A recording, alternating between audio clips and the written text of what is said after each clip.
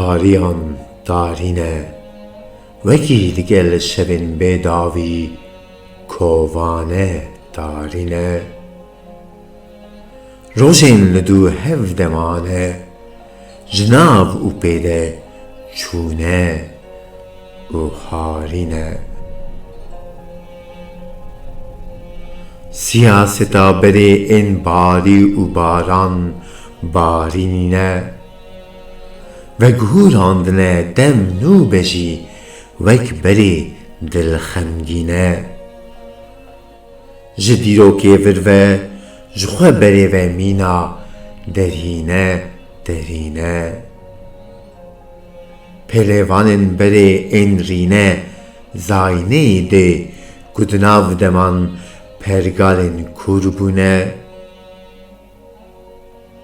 Li dijî xweşbîne û xweşî pêşbirine derketine lê heman dem bi her jî li gel dijî kirine.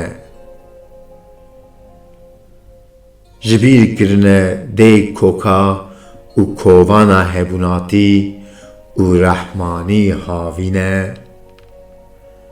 Şîret li dû şîret dem û devran nûşewanî nûjenî hilberîne.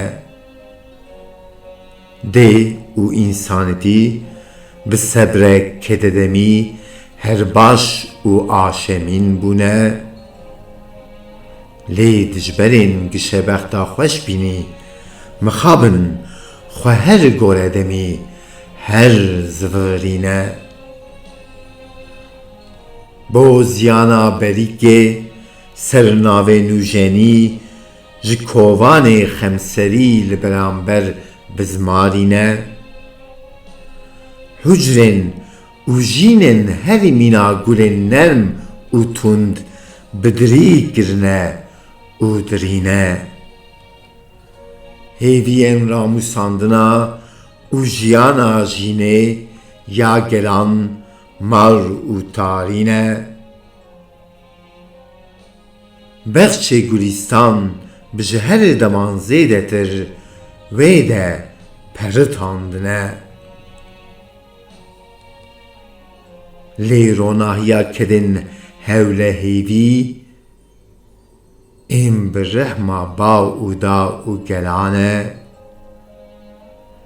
Riya ronî kirine mîna pika sereke ji zaynê her domane.